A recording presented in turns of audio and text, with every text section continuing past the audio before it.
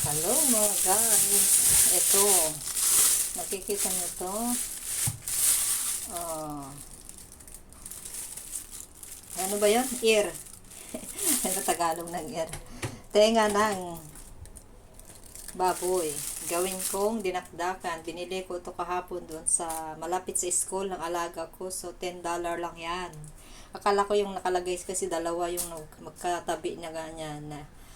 $10 yung nakalista dito. Siyempre, Chinese, di ko alam kung isa o dalawa yun. Nagtaka ako. Akala ko mabibili ka no lahat yung dalawa. Sabi ko, mura na.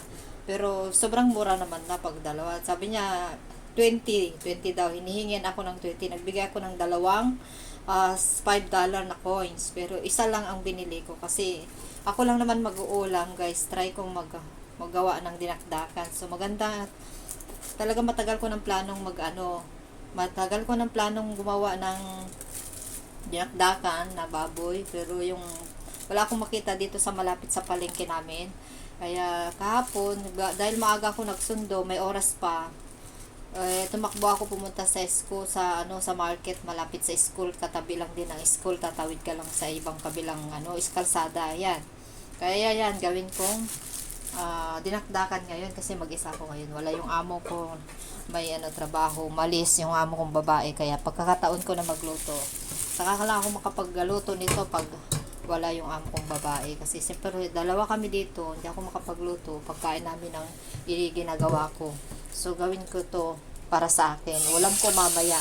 May kanin naman nga sa ref na sobra namin, so yun ang kainin ko mamaya. Wala, di ba tutulog dito yung amo ko babae, kaalis niya lang, hatid ko nung bata. So nilagay ko sa freezer, ewan ko lang kung nakita niya, pero alam niya yan, nagbibili ako ng mga karne na gusto kong ulamin. Pero siyempre tayo mamimiss natin kumain ng pagkain Pinoy, guys, lalo na pag nandito na tayo sa sa ibang bansa. So, yan ang aking ipe-pressure cooker para mabilis maluto.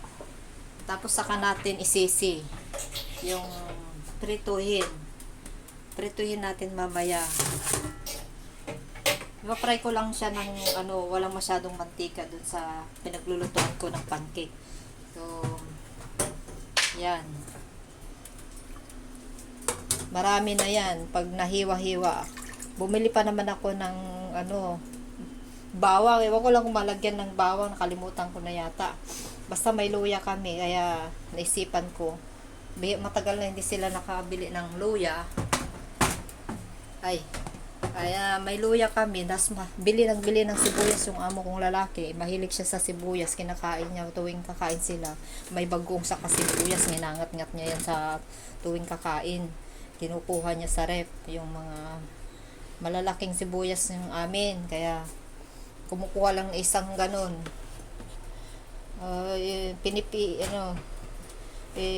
Hinihila niya yung isang ganito, yung ganito, inihila niya yung isang ganito pag nahiwa ko na, tapos nilalagay ko lang sa freezer, sa ref.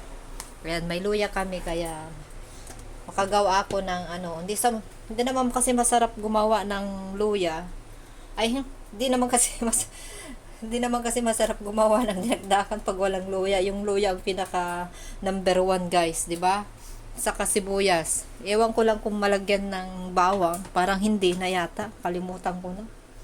So, try natin. Maraming bawang, bumili ako ng $12, marami 'yun kasi may ubo ako. Kailangan ko ibabad 'yun ng suka para may gamot ako, kasi bibili ako ng gamot. At least yun ay natural na gamot. So, lagay natin sa 15 minutes. 15 minutes lang. So, bye-bye na, guys. So, mamaya gawin natin yung video ng paggawa ko ng dinakdakan. Maglalaba muna ako ng damit ng alaga ko, tapos maglinis, tapos mamaya maggawa na ako, tapos magkain, tapos magsundo na yung bata, tapos pupunta kami sa park or library kasi wala siyang kasama dito, ako lang. So, bye-bye na, guys.